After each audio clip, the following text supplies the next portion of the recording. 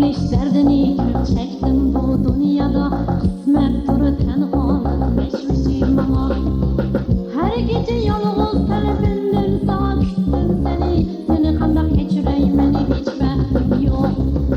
Her gece yalnız telefondan sana küstüm seni, hem de kandak geçireyim beni hiç vaktim yok.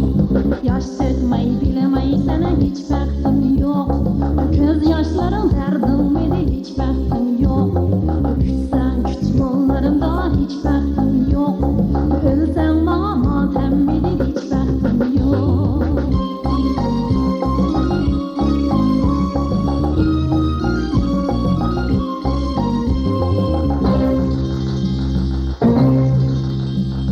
Aytqansın kim aşık olmaydı dep bana, meylim yok hiç kimge köydüm bir sana.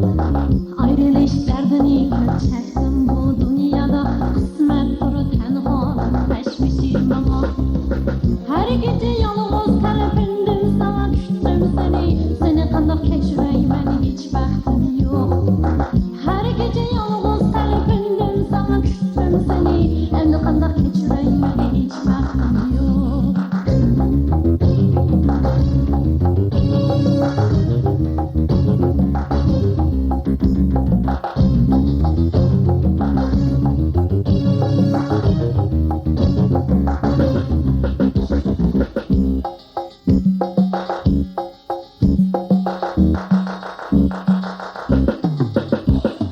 Yaş dökmeyi bilemeyi sana hiç vaktim yok.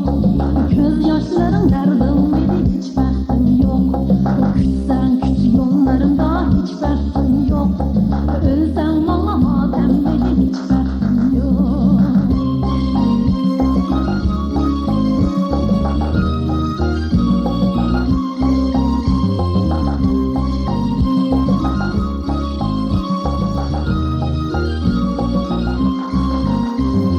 Aytqansın kim aşık